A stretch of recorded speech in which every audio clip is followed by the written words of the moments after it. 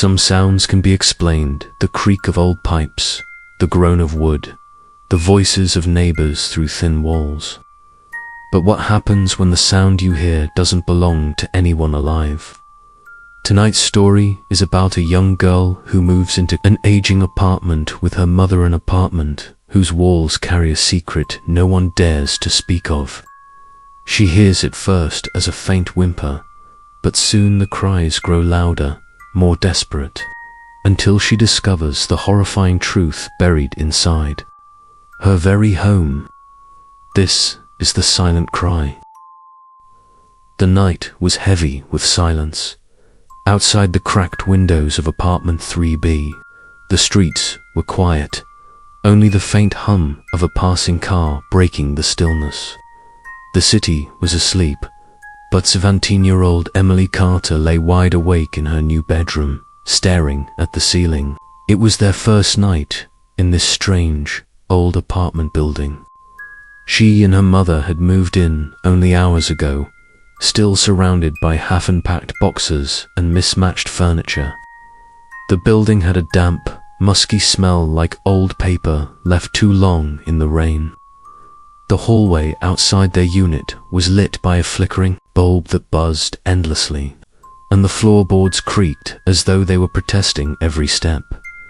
Her mother had brushed it off, saying, "It's old Em, just needs some love."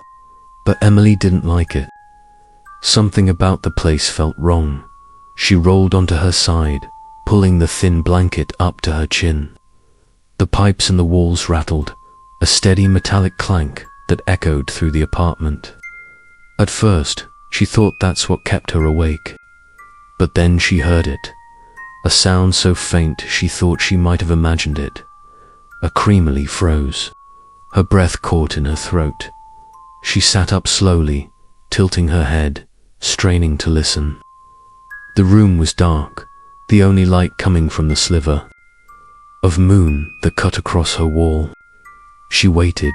At first, there was nothing but the hum of the building's old radiators. And then there it was again. A baby's whimper. Her eyes widened. The sound wasn't muffled like it came from outside. It wasn't echoing from the apartment, above or below. It wasn't even coming from next door. It was coming from inside her wall. Emily's heart thudded, so loudly she was sure it would wake her mother in the next room. She slipped out of bed barefoot, the wooden floor cold against her skin. Step by step, she crossed the tiny room until she stood before the peeling wallpaper. She pressed her ear against the wall. The crying was clearer now, though faint-like. It came from far away, a small, broken sob. Her breath shivered as goosebumps prickled her arms. "Hello," she whispered. The sound stopped. Emily held her breath, waiting. The silence stretched on for what felt like forever. And then, just when she thought it was over, the crying came back louder, sharper. The baby's wail rose and fell, desperate, muffled by something thick. Emily stumbled back, her hand over her mouth. Her mind raced. Was there a baby trapped in the walls? That didn't make sense. How could a baby be inside? Unless there were vents, or some kind of crawl space. She thought about running to get her mother, but fear rooted her in place. What if she told her, and her mother didn't hear it? What if she thought Emily was imagining things? The crying rose again, turning into a high-pitched shriek that cut straight through her bones. And then silence. Emily stayed frozen by the wall, heart hammering, for several minutes. Nothing more came. The apartment was once again wrapped in silence, except for the distant rumble of the pipes. Finally, she crept back to bed, pulling the blanket tightly around her. She curled into a ball, staring at the wall, waiting for the crying to return, but it didn't. Instead, the silence thickened, pressing against her ears, until she finally drifted into a restless sleep. That night, she dreamed of tiny hands pressing through the wallpaper. The morning sun struggled to seep through the thin curtains of apartment 3B, painting the walls in a pale, sickly light. Emily rubbed her tired eyes as she dragged herself into the small kitchen where her mother was already bustling around. The air smelled faintly of burnt toast. Her mother glanced up with a smile that didn't quite hide the exhaustion beneath her eyes. "Morning, sweetheart. First night in our new place. How was it?" Emily hesitated. Her fingers tightened on the chair before she sat down at the tiny table. "I heard something last night." Her mother frowned, setting down her coffee mug. "What do you mean, something?" Emily leaned forward, her voice low, urgent. "A baby, crying. It was coming from the wall in my room." For a moment, her mother just stared. Then she gave a short laugh, shaking her head as if brushing off a child's wild imagination. "Honey, it's probably just the neighbors. These walls are thin, you'll get used to it now." Emily's voice cracked as she slammed her palms onto the table. Her mother flinched. Emily's eyes brimmed with desperate conviction. "It wasn't the neighbors. It was inside the wall, right next to my bed. I heard it, I swear." Her mother's smile faltered. The exhaustion in her expression hardened into something else, sternness. "Emily," she said, her tone clipped, "you're letting your imagination run wild again. It's an old building. Pipes groan, floorboards creak. Maybe you dreamed it. But don't go around saying things like that, all right? You'll just scare yourself." Emily sat back, stunned. She had been so sure her mother would believe her. Instead, the words sat between them like a locked door, unyielding. Her mother returned to her coffee, muttering, "We've been through enough, Em. Don't make this harder than it already is." Emily said nothing. She forced down her cereal, though her stomach churned. At school, Emily couldn't stop thinking about it. The sound of that baby's cry still echoed faintly in her head, as if it had followed her beyond the apartment walls. She sat at her desk, scribbling half-heartedly in her notebook, when her best friend, Mia, leaned over. "You look like you didn't sleep at all," Mia whispered. Emily glanced around before leaning closer. "I didn't. I heard something last night."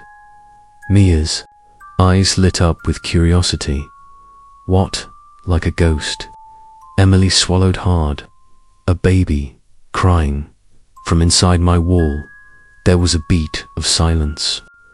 Then Mia burst out laughing, loud enough that their teacher shot her a warning glare. Covering her mouth, Mia still giggled uncontrollably. "Emily, you've been watching way too many horror movies. A baby in the wall." "Come on," Emily's face flushed hot. "I'm serious, Mia. It was real. I heard it. It was so close, like it was trapped." Mia rolled her eyes, smirking.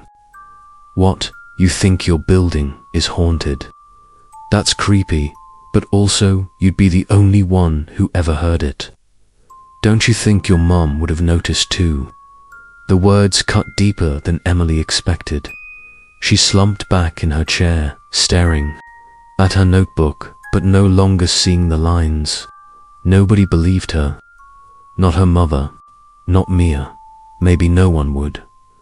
That night, Emily lay in bed, the blankets tucked under her chin, her ears straining in the silence.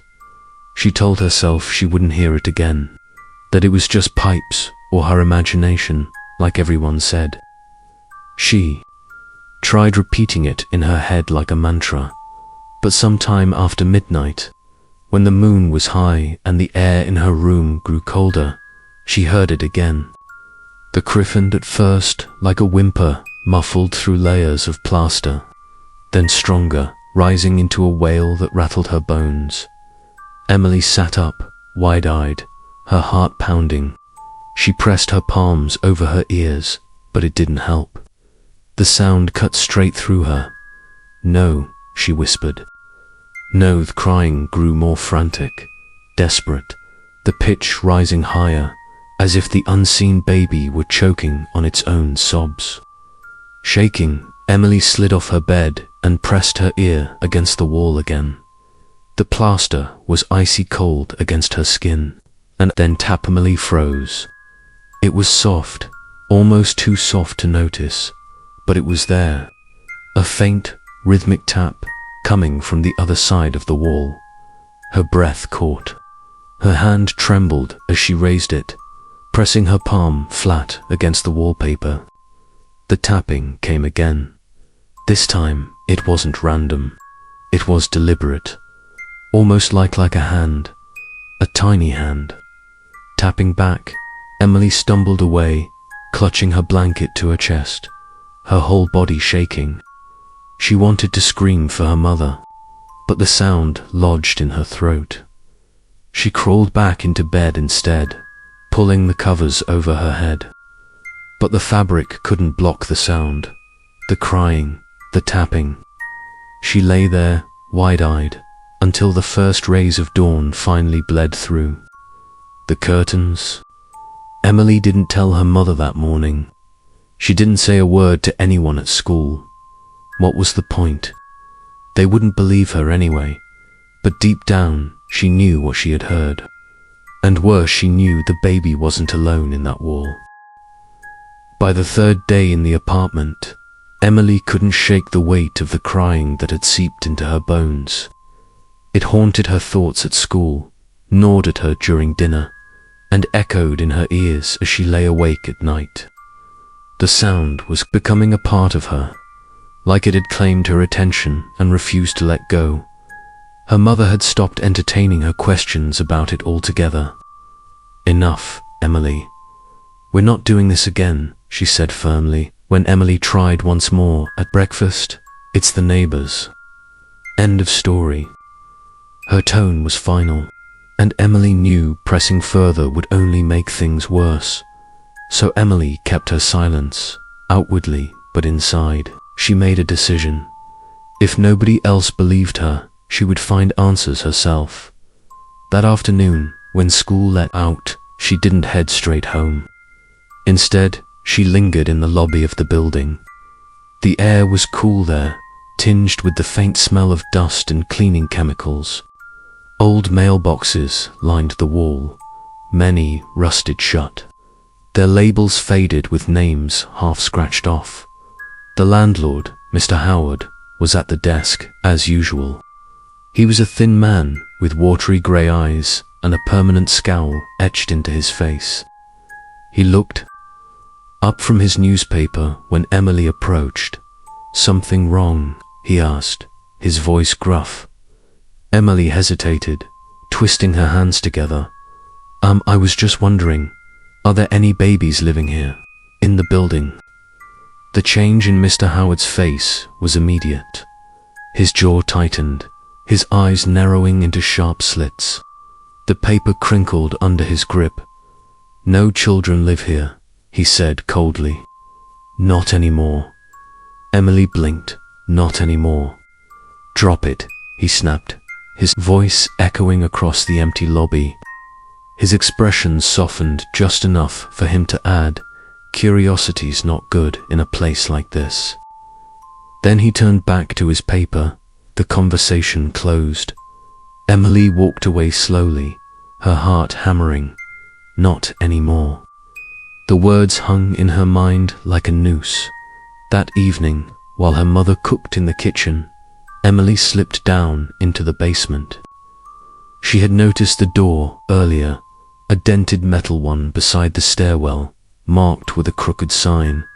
Storage and records. Tenants only. The basement smelled of mold and stagnant air.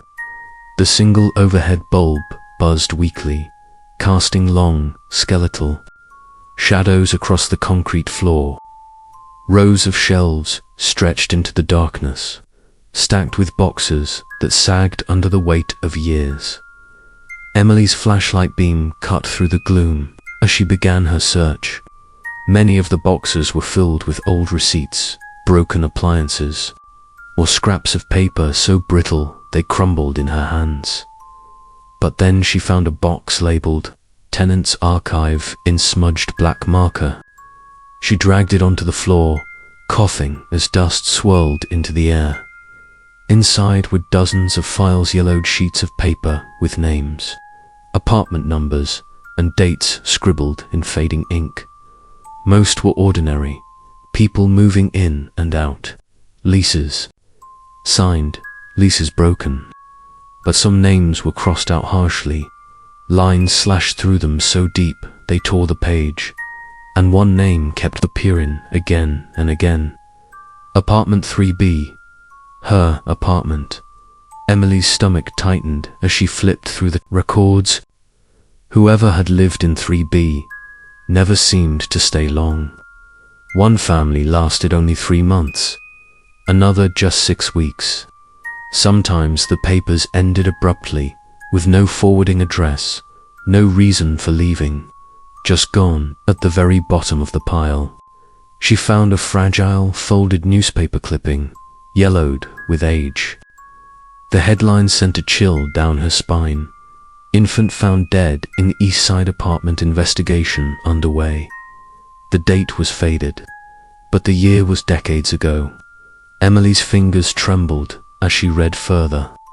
The article described how neighbors had complained of strange noises, foul smells, and crying at odd hours.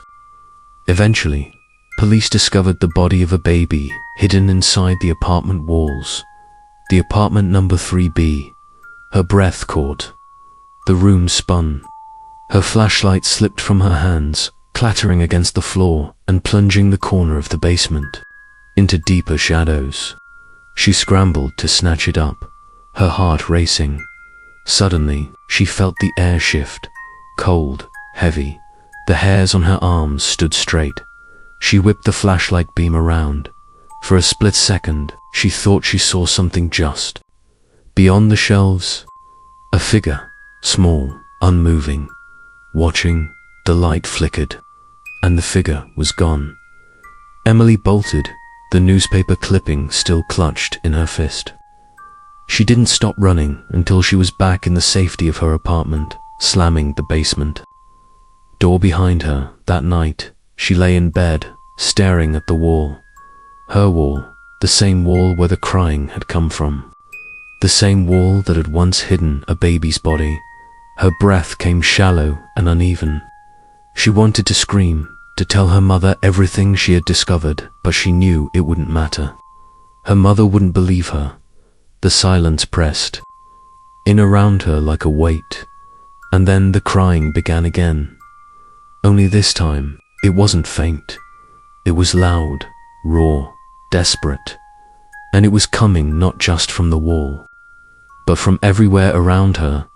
The night after Emily found the clipping, the air in apartment 3B felt different and sinister, as if the walls had swollen inward and the rooms had less space than they did that morning. Even her mother noticed the draft and pushed a folded towel along the bottom of Emily's door to keep the cold out. But the cold wasn't from outside. It bled from the plaster. Emily tried to read, but the words on the page trembled softly in the lamplight. Every few minutes, a tremor went through the building, the groan of old pipes, the tick of the radiator, the distant thump of a neighbor's door. She listened to each, naming them in her head, sorting them into harmless categories, like a child, counting beads to calm their hands. When the apartment finally settled and the last cupboard closed in the kitchen, her mother called goodnight. The towel at the base of Emily's door dulled the sound until it felt like a memory of a voice instead of a real one. Emily answered anyway, good night, and sat there in the hush, waiting. At first, what came was not a cry, but a breath, a thin, papery exhale, like wind in a bottle. It slipped out from the seam where her closet met the wall and trickled across the floor, cool against her ankles. She tucked her feet up and hugged her knees. The breath came again, shivering through the slat of the closet door. The wooden hangers inside trembled just once as though something had brushed them. Then the baby began to cry.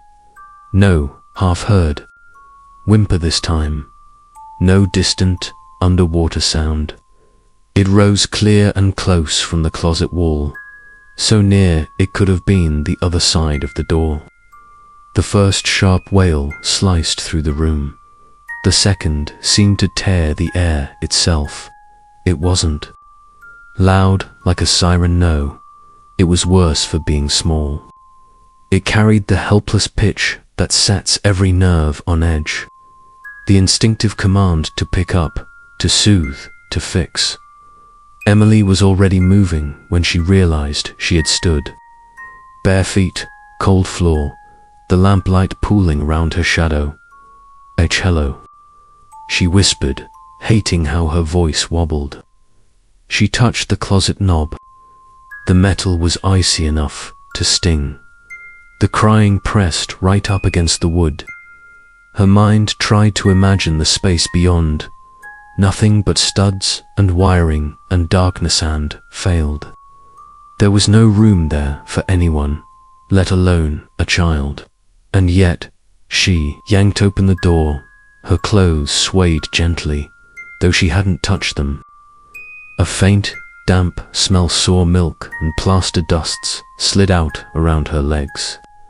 Emily crouched, pushed aside the box of winter clothes, and pressed her ear to the back wall of the closet. The cry's edge softened, turning into a hiccuping sob. The way very small babies breathe when they've spent too much grief. It pulsed against the wood. Emily laid her palm flat to the wall. It felt colder than the rest of the room, as if the wood were drinking the heat from her hand. "Can you hear?"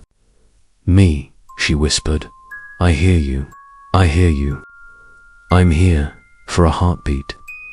There was only the rasp of her own breathing and the radiator's tick. Then something tapped from the other side. Not the erratic patter from the night before. Not the clumsy knock of a pipe. It was soft and light, 3 tiny touches in a row, a space, then 3 more. Tap, tap, tap, tap, tap, tap. The cadence sent a shiver down her spine.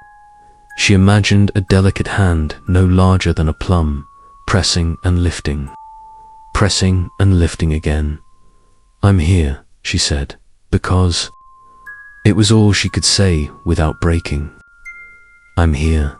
She sprang up and rushed to her mother's room. The towel at the door shoved to one side. She skidded into the hall, lungs hot with the urgency that only a child's certainty can make. She didn't bother knocking. Mom, wake up, please. You have to hear it now, please." Her mother jerked upright, hair wild in the dimness. "Emily, what is it? The baby. It's crying again. In the closet this time. Please, please. Just come listen just." For a second her mother groaned, but there was worry in her eyes when she swung her legs out of bed. She followed Emily down the short hall, tugging her robe tighter, muttering, "It's the neighbor's TV, Em. Or a cat, or..." They stepped into Emily's room. The crying still stitched through the air, thin, urgent, shivering. Emily's heart leaped. "Do you hear it?" she cried, already pointing at the closet. "It's right there." It's silence. The sound cut off so cleanly that Emily's ears rang. The closet stood innocent and ordinary, the lamplight catching on a row of hangers and the smooth cardboard of the winter box. The cold still breathed up from the floorboards, but there was no voice to prove it. Emily's mother listened, face pinched. She crossed the room, slid her hand along the closet door as if humoring a game, and then shook her head. Nothing, but Emily's throat closed. It was loud, I swear. It was right there. Her mother sighed, the kind of sigh too tired to hold anger. "You're still adjusting." It's a strange place, and you had a rough year. Brains make things when we're scared. She put a warm palm on Emily's cheek. Let's try earplugs tonight, okay? And no more late-night horror stories or internet rabbit holes. I don't. Emily swallowed the protest. What would it change? Her mother kissed her forehead and left the room with the slow, careful steps of someone tiptoeing around a child's nightmare. The towel went back beneath the door. The light beneath it narrowed to a thin bar and then went out as the hall lamp clicked off. Emily stood very still, listening to the quiet her mother had carried in with her and then left behind. It held, and then, slowly, something else entered the room, the soft scrape of fiber. At first, she thought it was fabric settling, but the noise went on, a drawn-out whisper like a fingernail tugging at paper. She turned to the wall beside her bed, the wall that had first spoken to her, and watched as a seam in the wallpaper twitched one by one. Thin threads lifted. A pale line opened, no wider than a thread of hair, and ran downward like a drawn breath. Emily pressed her knuckles to her mouth as the scratch lengthened, then forked one branch, veering outward, another curling back. Lines multiplied, thin as cat scratches, faint as whispers. They laid themselves out in a slow cluster, all in the arm's reach of where a child might claw. No. Emily whispered, a plea to no one. The scratches stopped. She didn't sleep. She lay with her eyes open until the sky outside the window turned from ink to graphite to the thin grey of morning. When the room at last warmed with light, she slid out of bed and inspected the wall again. The marks were not a dream. In the daylight, they looked older, not raw gouges, but the faint, frayed grooves of something that had been there once and had only now decided to show itself. Some were straight, but many arced into tiny crescents, half-moons as perfect as nail marks. Her mother came in at the clatter of dishes and gasped, Did you do that?" She was already kneeling, fingers hovering over the seams. "Did you scratch your wall?" "No." The denial shot out, too fast, too loud. Emily made herself breathe. "I didn't, Mum, I didn't." Her mother examined the grooves. "This wallpaper's ancient. It's peeling, that's all. Probably ripped when we shoved your bed in." She pressed the seam with her thumb. The paper held. "Landlord should have replaced this years ago. He won't," Emily said before she could stop herself. Her mother looked up sharply. "What do you mean?" She couldn't say, because he told me no children live here anymore, because I found a clipping about a baby in our walls, because I see half-moons in the paper that look like tiny nails. So she just shook her head and said, "Nothing. After school, we'll ask him about repairs," her mother said, standing. "And no more scaring yourself. Promise." Emily nodded. It was easier than explaining. When her mother left the room, Emily pressed her fingertips to the crescents, mapping the curve against her own nails. Hers were bigger. The paper's marks were too small by half. All day, the image haunted her. A hand not quite newborn, not yet toddler dragging at the paper, desperate to reach something that would not come. In math, in history, at lunch with Mia, the thought encircled her like a ring of cold the sun couldn't melt. Mia was talking about a new music video, and Emily nodded at the right places. But the rhythm she heard was not drums, it was tap. Tap, tap, tap. When she came home, the landlord wasn't at his desk. The lobby's light flickered just as she passed beneath it, and for an instant the glass in the framed building map showed her reflection doubled, a smaller girl overlaid on her own face. She hurried up the stairs without stopping. Twilight pooled in her room when she opened the door. The scratches on the wall seemed to have thickened in the hours since she'd left, as if the grooves had drunk the weak light and deepened. She pulled. The lamp chain, the bulb hummed alive, the closet door was ajar. Her breath hitched. She knew she had closed it. She always closed it now. With the care of someone approaching a skittish animal, she crossed the room and nudged it wider with the back of her hand. The hangers shivered faintly and came to rest. The winter box sat where she had left it. The scent of sour milk hid under. The lavender pouch her mother had hung there. "Please," she said softly into the dim closet. "Please, don't cry. I'm trying." For a moment, nothing. Then a small sound bloomed in the wood between studs. Not weeping, not tapping. A fragile hum, unsteady and incomplete, someone trying to sing without remembering how. It filled the closet like a lullaby whispered through cloth. Emily felt tears sting and did not wipe them away. "I hear you," she breathed. "I hear you." The hum trembled. A sigh caught, and then, without warning, the cry returned, so sudden and sharp that Emily flinched back, and the door swung shut with a hollow thud. The wail climbed, ragged and frantic. It wasn't just "come now." It was hurry. It was every syllable of need a body can make before language. Emily fled to the hall again, knocking her knee against the bed frame, stumbling on the towel that still lay at the base of the door. "Mom," she shouted, voice breaking. "Mom, please and out, please her."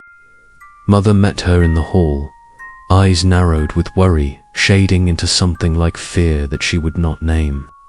"Emily, what is it? You're shaking just the same." Emily tugged her by the sleeve and dragged her to the threshold of her room, chest stuttering with hope and terror and shame. "Please hear it this time.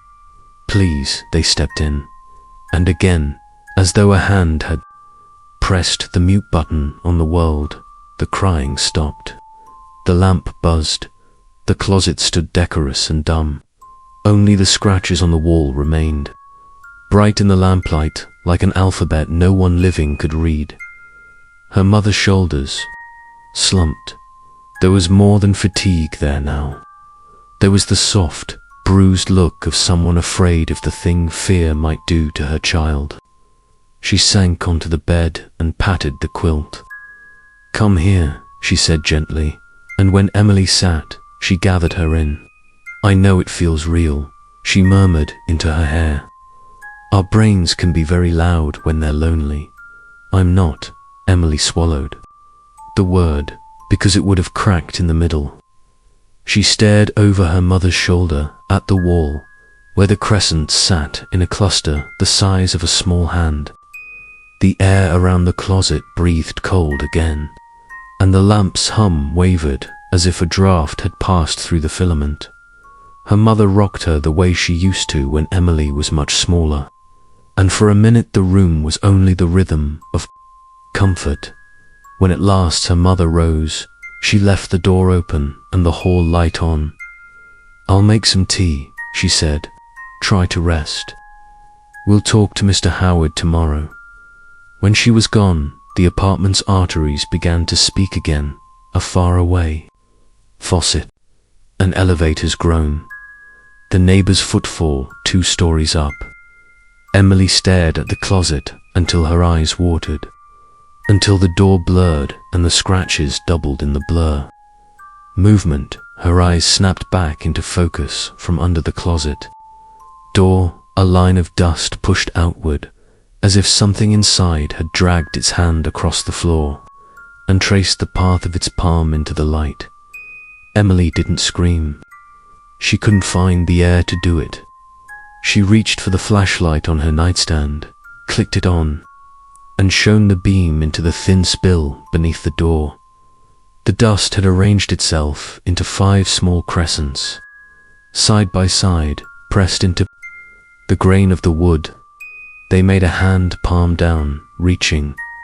"I hear you," Emily whispered to the floor, to the wood, to the thing that had no space to be and yet was. "I believe you." The handprint trembled, and the lamp flickered once, twice, then, steadied by morning, there would be more scratches on the wallpaper. By morning, even her mother would see them and call them old and nothing. But before dawn came, Emily sat on the floor with her back to the closet and kept vigil, shivering, listening as the breathing on the other side slowed and slowed and slowed, until silence returned like snow over a field, hiding everything but the shape of what lay beneath. The fifth night in apartment 3B carried with it a strange stillness, the kind of hush that feels staged, like the world is holding its breath. Emily knew it well now. It was the silence before the crying began. She sat on the edge of her bed, flashlight clutched in one hand, screwdriver in the other. She hadn't told her mother about the scratches that kept appearing. She hadn't told her about the handprint in the dust beneath the closet door. There was no point. No matter how much evidence piled up, her mother always had an explanation. The wallpaper was old. The dust had settled strangely. Emily was tired and hearing things, but Emily knew, and tonight she wasn't going to just listen. She was going to find it. The crying started later than usual near midnight. It began with a whimper, then quickly swelled into a broken wail that ricocheted inside her ribcage. Emily clicked on her flashlight, set her jaw, and crawled into the closet. The air inside was colder, sharper, as if the walls themselves exhaled frost. Her clothes brushed her shoulders like limp, damp fingers. She pushed the winter box aside and pressed her hand to the back wall. The crying was louder here, vibrating faintly through the plaster. She raised the screwdriver and pressed it against the seam. The metal bit into the old wall with a shriek that made her wince.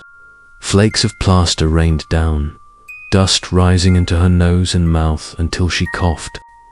Still, she didn't stop with each scrape. The baby's wailing grew clearer, like encouragement or desperation. The plaster gave way to wood, and beneath the wood she found brick, an old, uneven wall hastily patched together decades ago. Someone had sealed this space deliberately. Emily's stomach twisted. She jabbed again, harder this time. A fragment of brick crumbled loose, revealing a black gap. The air that rushed out smelled of mildew and something far worse, sweet, rancid, like rotting milk. Emily gagged, pressing her sleeve to her nose, but shoved her flashlight into the hole. What the light revealed made her blood run cold. Beyond the bricks was a narrow crawl space, no more than 3 feet wide. Dust motes swirled in the beam like pale insects, and in the center of it, resting on the floor, was a wooden cradle. Its sides were warped and splintered with age. A grey, threadbare blanket spilled out, covering a small, bundled shape. Emily's heart slammed against her chest. Her breath came in shallow gasps as she pried away more brick, widening the hole until she could crawl inside. The crying was deafening. Now, though strangely, the bundle itself didn't move. She crept forward on her hands and knees, the bricks scraping her arms. Her flashlight trembled in her grip, making shadows dance along the crawl space. At last, she reached the cradle. With shaking hands, she peeled back the dusty blanket. Inside lay a tiny skeleton, curled in on itself. The skull was fragile, no bigger than her palm, with a few strands of brittle hair still clinging to it. Its tiny ribs pressed against the fabric as if they had been clawing for air when the breath left them. The wailing stopped. Emily froze. The silence was worse than the crying, thick and absolute. She could hear her own pulse pounding in her ears. the rasp of her breath loud in the stillness. Then, from behind her, a whisper slid across the dark. "Thank you for finding me." Her flashlight beam swung wildly. The crawl space was empty, but the air felt heavier, charged. A cold draft brushed her cheek, as though something unseen had leaned close. She turned back to the cradle, and her blood ran cold again. The bundle was moving. The blanket rippled, shifting, as though tiny hands pushed against it from inside. A small shape pressed up beneath the fabric, straining toward her.